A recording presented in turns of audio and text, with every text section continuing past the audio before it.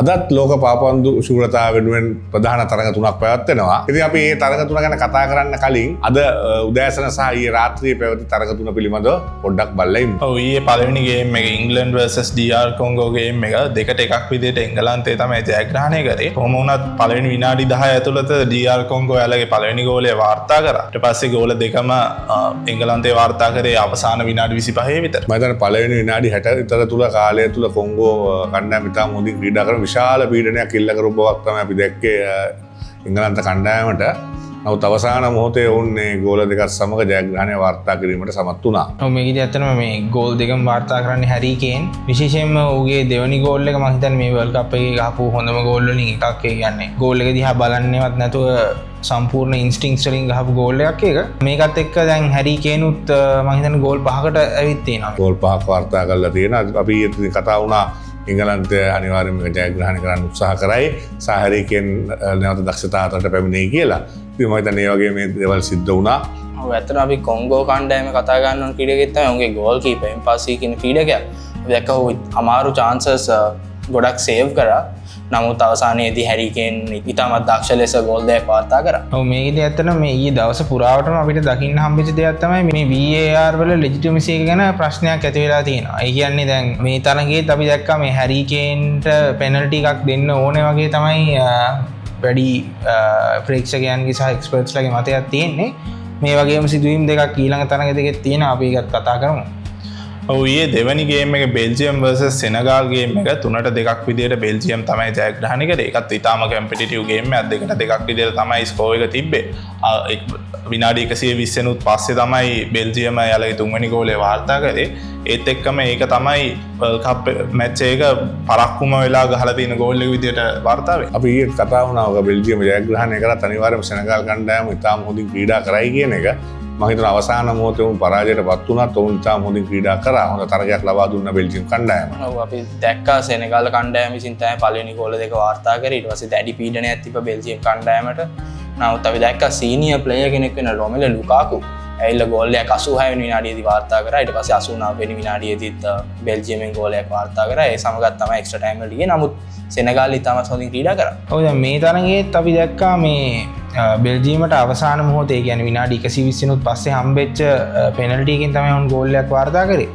මේකත් මේ පෙනල්ටියක් වෙන්න ඕනද නැද්ද කියලා විශාල අධිකාවතක් ඇති වෙලා තියෙනවා. ඒත් එක්කම දැන් මේ VAR ගැන විශාල ප්‍රශ්නයක් ප්‍රේක්ෂකයන්ට ඇති වෙලා තියෙනවා. මේක මේ කන්සිස්ටන්ට්ද පෙනල්ටිස් මේ වර්ල්ඩ් කප් එක පුරාවට සාමාන්‍ය අපි දැක්ක සොෆ්ට් එක දුන්නේ නැහැ. මේක දුන්නේ ඇයි වගේ ප්‍රශ්නයක් ඇති වෙලා තියෙනවා. ඔව් ඊයේ තුන්වෙනි ගේම් එක USA vs බොස්නියා ගේම් එක 2-0 විදිහට USA තමයි ජයග්‍රහණය කරේ. USA වල පළවෙනි ගෝල් එක වාර්තා කරේ බැලගන්ට රෙඩ් කාඩ් එකක් හම්බෙලා ඔහු මැදින් ඔහුට එළියට යන්න වෙනවා. ඊට පස්සේ USA ක්‍රීඩකයෝ 10 දෙනෙක්ගෙන් තමයි ප්ලේ කරේ. ඒ තවත් ගෝලයක් වාර්තා කරමින් පහසු ජයකට USA ගියා. අපි බලාපොරොත්තු වෙච්ච ආකාරයට USA කණ්ඩායම මේ පාර හොඳ ක්‍රීඩකයන් සමග ඇවිල්ලා ඒ ජයග්‍රහණය කරා. මම දන්නවා උන්ගේ රට පුරා ජයග්‍රහණ සමරනාකාරයට ඔබට දකින්න ලැබෙන්නේ නැති. ඔව් මේකදී ඇත්තටම මේ මලික් ටිල්මන්ගේ ෆ්‍රී කික් ගෝල් එක ගැන කතා කරන්න ඕනේ. ඊට විශිෂ්ට ෆ්‍රී කික් එකක්. මේක ඇත්තටම මේ US වලට ඇත්තටම ටික ප්‍රෙෂර් එකක් තිබ්බ මොහොතක තමයි ඌ මේ ගෝල් එක වාර්තා කරලා ජයග්‍රහණය ගත්තේ. ඒ වගේම අපි මේ බැලගන්ගේ රෙඩ් කාඩ් එක ගැන දැන් විශාල කතාවක් ඇති වෙලා. අපි ටිල්මන්ට ප්‍රෙෂර් එක ඇත්තටම ආවේ මේ බැලගන්ගේ රෙඩ් කාඩ් එක පැමිණීමත් සමග උන් 10 දිනට අඩුවීමත් සමග. ඇත්තටම මේ බැලගන්ගේ රෙඩ් කාඩ් එක ගොඩක් කට්ටිය විශ්වාස කරනවා ටිකක් සොෆ්ට් වැඩි කියලා. මොකද ඔව් ඇත්තටම ඉන්ටෙන්ෂනලි නෙමෙයි අනිත් ක්‍රීඩකයාගේ කකුල පෑගීමට ලක් වුණේ. දැන් මේක අනිත් ප්‍රශ්නය තමයි දැන් කෙනෙක්ට හිතෙන්න පුළුවන් මේකේ රිසල්ට් එකට අවසානයේ බලපෑමක් වුණ නෑ නේද කියලා. නමුත් අපි දන්නවා දැන් මවුන්ට් ඊළඟ තරගයේ බෙල්ජියම් කණ්ඩායම මුණ දෙන්න තියෙන දැන් බැලජන් කියන්නේ ඇත්තටම මම හිතන්නේ USA කණ්ඩායමේ වැඩිම ගෝල වාර්තා කරපු ක්‍රීඩකයා මේ වර්ල්ඩ් කප් එකේ දැන් ඔහු නැතුව තමයි උන්ට ඊළඟ තරගයේ මුණ දෙන්නේ. නිසා මේකේ ඉම්පැක්ට් එක not just for today's game. ඔව් අපි කියන්න ඕනේ රෙඩ් කාඩ් එකක් දුන්නාම ඊළඟ තරගයට ක්‍රීඩා කිරීමේ අවස්ථාව ලැබෙන්නේ නැහැ. ඉතින් හොඳම ක්‍රීඩකයෙක් ඒ වගේ වුණා ඇමරිකන් කණ්ඩායමට මම හිතන්නේ විශේෂයෙන් බෙල්ජියම් කණ්ඩායම සමග ප්‍රයත්න තරගයක අවශ්‍යතාවයක් තියෙනවා. ඔව් දැන් මේ මෙතන කන්සිස්ටන්සි එක පිළිබඳව තමයි මෙතන මේ ප්‍රශ්නය ගොඩනැගිලා තියෙන්නේ. දැන් අපි දැක්කා පළවෙනි කියන්නේ US පැරගුවේ තරගයේදී පැරගුවේ ක්‍රීඩකයෙක් විසින් මේ ක්‍රිස්ටියන් පුලිසිච් මේ විදිහටම ෆවුල් කරන වෙලාවේ රෙඩ් කාඩ් එකක් දෙන්නේ නැහැ. ඊට පස්සේ මෙසිගේ ෆවුල් එකක් තියෙනවා මේ විදිහටම ඒක රෙඩ් කාඩ් එකක් දෙන්නෙත් නැහැ. ඊට පස්සේ පෝර්චුගල් කණ්ඩායමේ මම හිතන්නේ පෙඩ්‍රෝ නෙටෝගෙත් මේ වගේම ෆවුල් එකක් තියෙනවා. එකකටවත් රෙඩ් කාඩ්ඩයක් නොදී මේකට දීම පිළිබඳව යම් කිසි ප්‍රශ්න කිරීමක් දැන් විශේෂයෙන්ම US මීඩියා විසින් නැති කරලා තියෙනවා.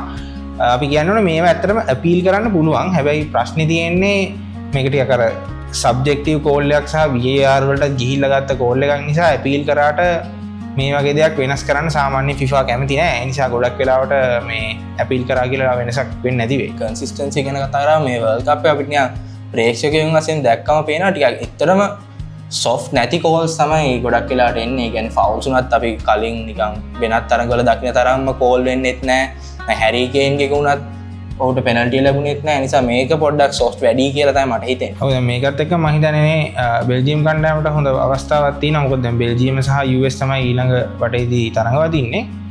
මං හිතනවා ඇත්තටම බැලගනු ක්‍රීඩා කරා නම් US තමයි මේ ගේම් එකට ඇද්දි ෆේවරිට්. ඒ කියන්නේ බෙල්ජියම ඇත්තටම හොඳ තැනක නැති නිසා. හැබැයි මට හිතෙනවා දැන් සමහර විට බෙල්ජියමට පොඩි වාසියක් තියෙන්න පුළුවන්. හොඳයි ඔන්න ඔය ආකාරයෙන් තමයි ඊයේ තරඟ තුනේ විස්තරේ.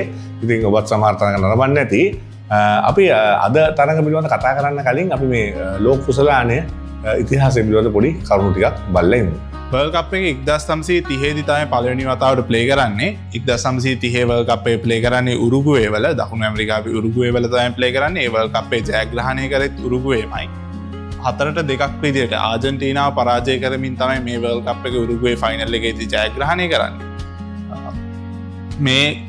මේ වර්ල්ඩ් කප් එකේ හැම ගේම් එකක්ම උරුගුවේ වල කැපිටල් එකේ මොන්ටිවීඩියෝ වල තමයි ප්ලේ කරන්නේ.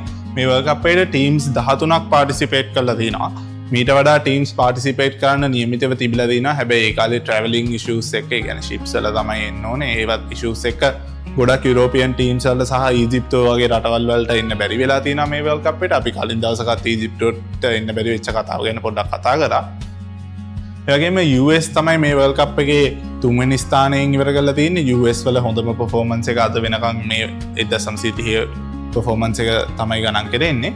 ඒ වගේම පළවෙනි ගේම් එක, කියන්නේ වර්ල්ඩ් කප් එක ප්ලේ කරපු පළවෙනි ගේම් එක, මේ වර්ල්ඩ් කප් එකේ පළවෙනි ගේම් එක මෙක්සිකෝ vs ෆ්‍රාන්ස් ගේම් එකක්.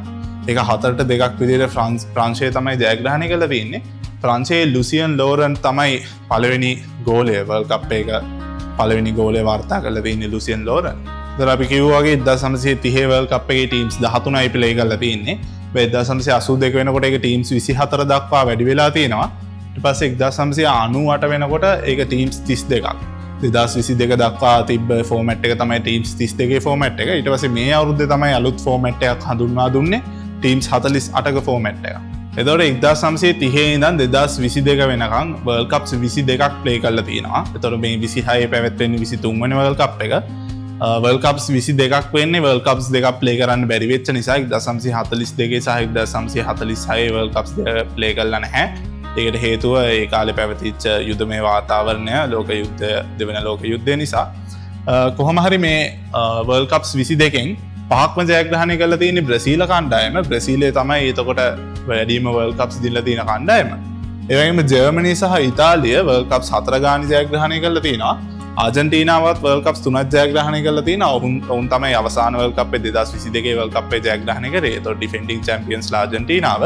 ඊට පස්සේ ෆ්‍රාන්ස් සහ උරුගුවේ එයාලත් වර්ල්ඩ් කප්ස් දෙක බැගින් ජයග්‍රහණය කරලා තියෙනවා.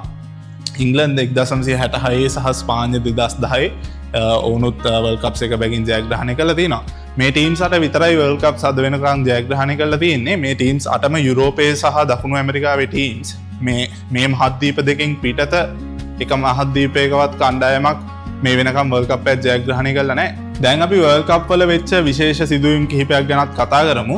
මේ 1950 ෆයිනල් එකත් ටිකක් විශේෂ ෆයිනල් එකක්. ඒක බ්‍රසීලයේ තමයි මේ වර්ල්ඩ් කප් එක ප්ලේ කරන්නේ.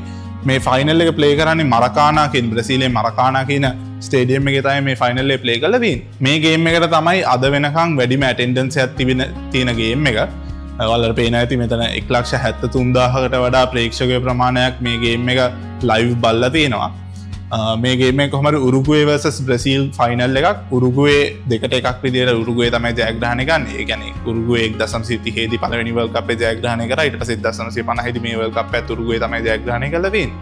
මේක විශාල අප්සෙට් එකක් වෙලා තියෙනවා. මොකද බ්‍රසීලයේ තමයි ප්ලේ කරලා තියෙන්නේ. බ්‍රසීල් ෆයිනල් ඇවිල්ලා තියෙනවා. විශාල ක්‍රවුඩ් එකක් මේක බලන්න ඇවිල්ලා තියෙනවා. මේක ලොකු අප්සෙට් එකක් වෙලා තියෙනවා. ඒ හින්දා 1950 දී බ්‍රසීල් යාලගේ කිට් එකේ පාට පවා වෙනස් කරලා තියෙනවා. සුදු පාටේ ඉඳන් කහ පාටට. ඉටස අපි 1966 වර්ල්ඩ් කප් එක ගැන චුට්ටක් කතා කරමු. 1966 වර්ල්ඩ් කප් එක ඉංගලන්ඩ් තමයි ජයග්‍රහණය කරන්නේ. යාලා අද වෙනකන් ජයග්‍රහණය කරලා තියෙන එකම වර්ල්ඩ් කප් එක තමයි 1966 වර්ල්ඩ් කප් එක. මේක 4-2ක් විදිහට එංගලන්තය ජයග්‍රහණය කරන්නේ වෙස්ට් ජර්මනිය පරාජය කරමින්. මේකේ ජෙෆ් හර්ස්ට් කියන ක්‍රීඩකයා, මෙතන ඔයාලට පින්තූරේ පේන ජෙෆ් හර්ස්ට් කියන ක්‍රීඩකයා හැට්‍රික් එකක් වාර්තා කරලා තිනවා. ඒ හැට්‍රික් එක තමයි වර්ල්ඩ් කප් ඉතිහාසයේ ෆයිනල් එකක අවසන් මහා තරගයක වාර්තා කරලා තියෙන පළවෙනි හැට්‍රික් එක. ඒ වගේම අපි ඊයේ වීඩියෝ එකේ මතක් කරා මේ ජූල්ස් රිමේ කියන ට්‍රෝෆි එක එක වතාවක් නැති වෙලා තියෙනවා කියලා. නැති වෙලා ඒක පිකල්ස් කියන බල්ලා විසින් හොයාගෙන තියෙනවා කියලා. ඒ සිදුවීමත් උනේ මේ වර්ල්ඩ් කප් එක අතරතුර. ඊට පස්සේ 1970 වර්ල්ඩ් කප් එකත් ටිකක් ප්‍රසිද්ධයි, ටිකක් විශේෂයි. 1970 වර්ල්ඩ් කප් එකේ බ්‍රසීලය තමයි ජයග්‍රහණය කරන්නේ. මේක තමයි යාලා ජයග්‍රහණය කරපු තුන්වෙනි වර්ල්ඩ් කප් එක. ඒතකොට අපි ඊයේත් මතක් කරා ඒ කාලේ තිබ්බ නීතියට අනුව වර්ල්ඩ් කප් 3ක් ජයග්‍රහණය කරන ටීම් එකට තමයි මේ ජූල්ස් රිමේ කියන ට්‍රෝෆි එක තියාගන්න ලැබෙන්නේ. ඒ හින්දා 1970 මේ වර්ල්ඩ් කප් එකේ වින් එකත් එක්ක බ්‍රසීලය පර්මනන්ට්ලි ඒ ට්‍රෝෆි එක තියාගත්තා. බට් පසු කාලීනව මේ ට්‍රෝෆි එක නැති වෙලා තියෙනවා. මේක තමයි පේලේගේ තුන්වෙනි වර්ල්ඩ් කප් එක. කියන්නේ පේලේ තමයි එකම ක්‍රීඩකයා වර්ල්ඩ් කප් 3ක් ජයග්‍රහණය කරන්න. පේලේ ජයග්‍රහණය කරපු තුන්වෙනි වර්ල්ඩ් කප් එක මේක. මේ වර්ල්ඩ් කප් එක මෙක්සිකෝවේ තමයි පැවැත්වෙලා තියෙන්නේ. එතකොට මේ ජාසීනියෝ කියන ක්‍රීඩකයා, බ්‍රසීලයේ ජාසීනියෝ කියන ක්‍රීඩකයා 1970 වර්ල්ඩ් කප් එකේ හැම මැච් එකකම ගෝල් එකක් ගානේ වාර්තා කරලා තිනවා. ගෝල් එකක් හෝ ඊට වැඩියෙන් වාර්තා කරලා තිනවා. ඒකත් විශේෂ සිදුවීමක්. ඊට පස්සේ මේ 1986 වර්ල්ඩ් කප් එකත් ගොඩක් විශේෂයි. ඔයාලා හැමෝම දන්නා මැරඩෝනා කියන ක්‍රීඩකයාව ආජන්ටිනාවේ බිහි වෙච්ච විශිෂ්ටතම ක්‍රීඩකයෙක්. මේ 1986 වර්ල්ඩ් කප් එක ජයග්‍රහණය කරන්නේ ආජන්ටිනාව ක්වාටර් ෆයිනල් එකේදී වෙච්ච විශේෂ සිදුවීමක් තමයි මේ හෑන්ඩ් ඔෆ් ගෝඩ් කියන්නේ. මේක ආජන්ටිනාව vs ඉංග්ලන්ඩ් ගේම් එකක්. මේක ආජන්ටිනාව 2-1 විදිහට තමයි මේ තරගය ජයග්‍රහණය කරේ.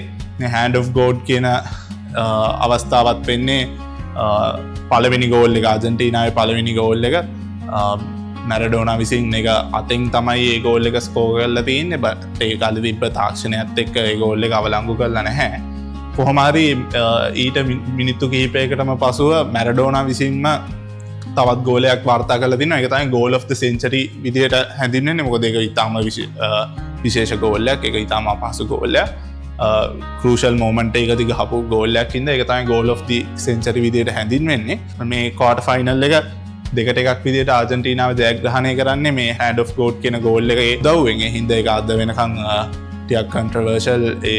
මොකද ඒ ගෝල් එක ගහලා තිබ්බේ නැත්නම් ඉංග්ලන්ඩ්ටත් chance එකක් තිබ්බා semi final එකට යන්න.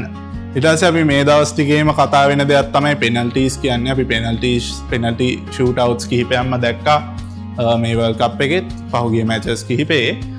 අපි දන්නවා 2022 ගේම් එක ගොඩක් අය බලන්න නැති ඒ ෆයිනල් එක. ඒ ෆයිනල් එකත් penalty shootout එකකින් තමයි ඉවර වුණේ.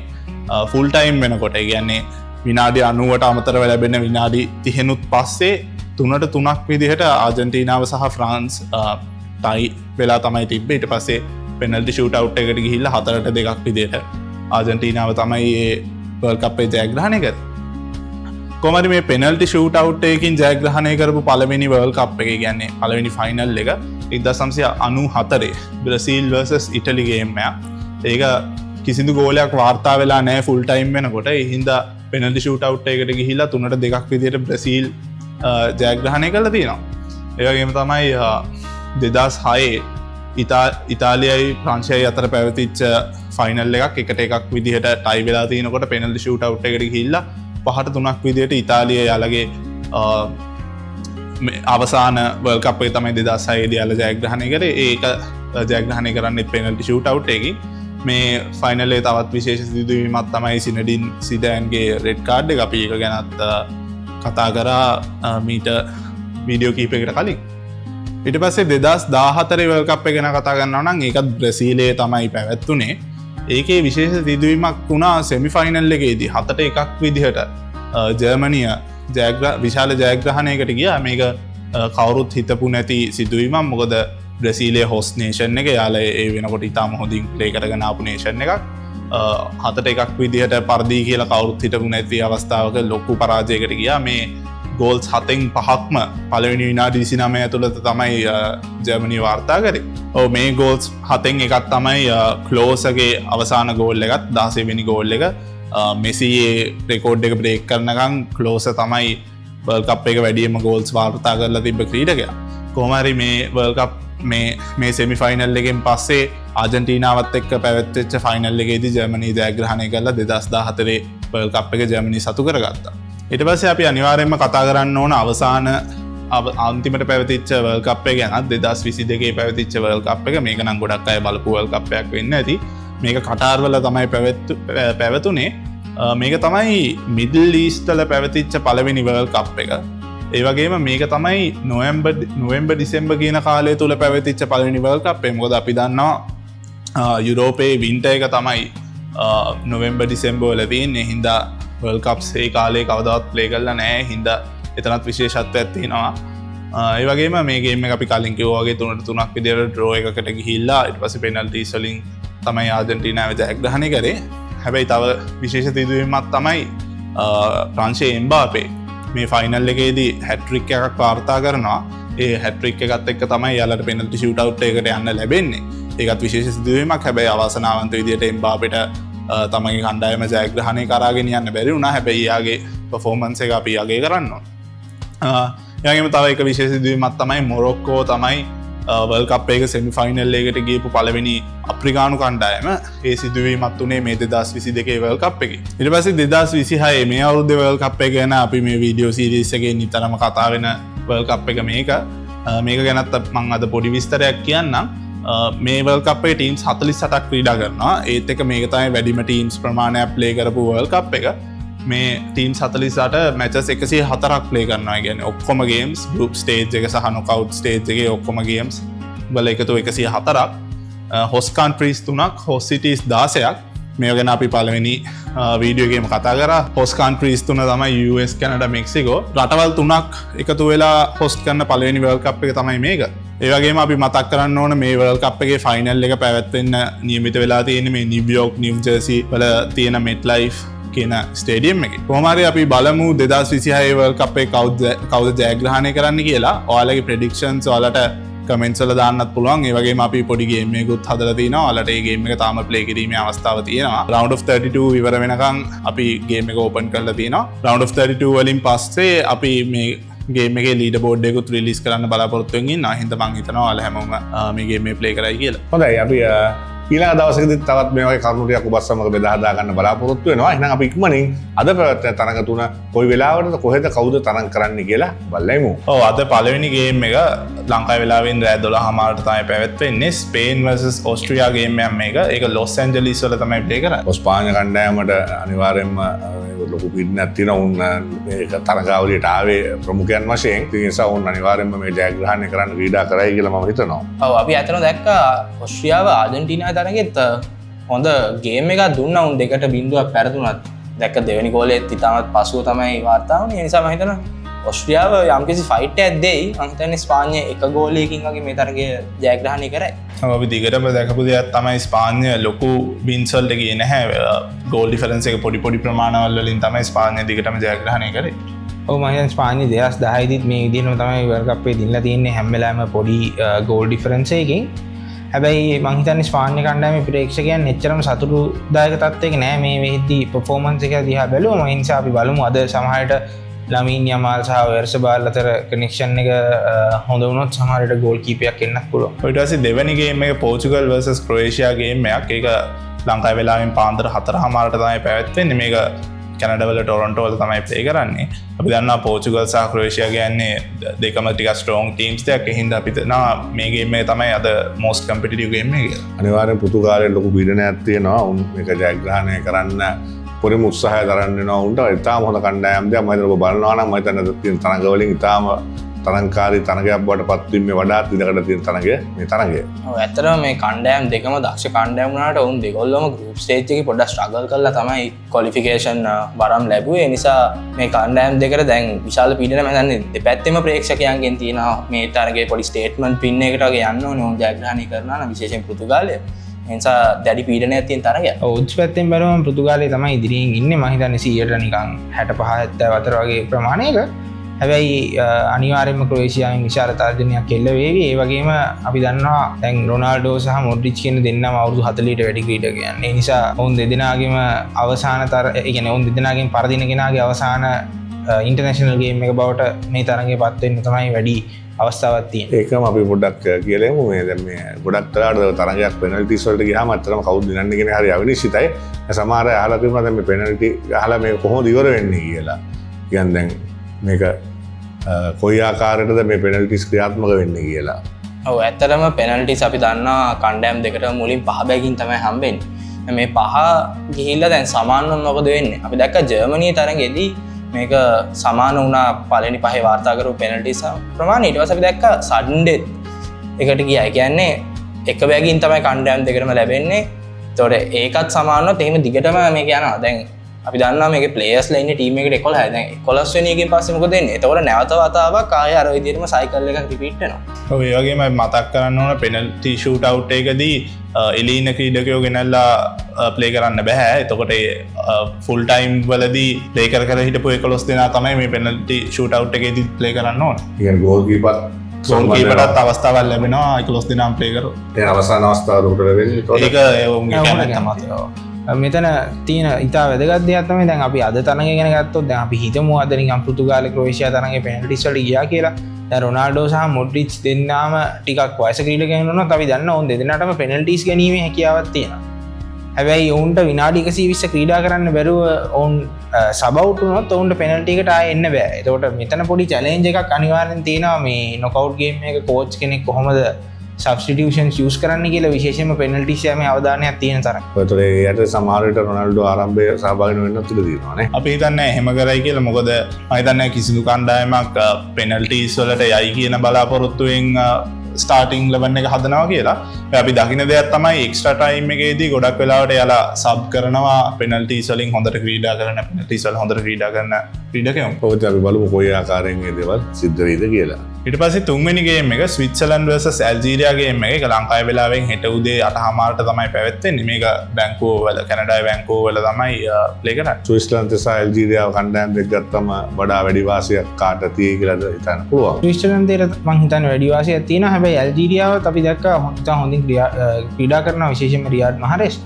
ඒ නිසා යම් කිසි තරඟකාරීත්වයක් තියෙයි. හැබැයි මේක ටිකක් අර අඩුවෙන් අවධානය යොමු වෙන තරඟයක් මේ ස්පේන් සහ පෝර්චුගල් ටීම්ස් දෙකට මැච් තියෙන නිසා. හැබැයි ලංකාවේ වෙලාවෙන් බලන්න පුළුවන් උදේට හමාර. ඔව් ඒ නිසා ඔබට නැරඹිය හැකි තරඟයක්. ඔව් මම නම් විශ්වාස කරන්නේ මේ තරඟය විනාඩි 90කින් ඉවර වෙන්නේ නැති වෙයි කියලා. බොහෝ විට එක්ස්ට්‍රා ටයිම් ඕන නැත්තම් පෙනල්ටිස් වලට යන්න පුළුවන් තරඟයක් කියලා තමයි මගේ විශ්වාසය. ඔව් ඉතින් අපි බලමු කොයි ආකාරයෙන්ද මේ තරඟ තුනේ ජයග්‍රහණයන් සිද්ධ වෙන්නේ කියලා. එහෙමනම් අපි නැවත හෙට හමු වෙමු.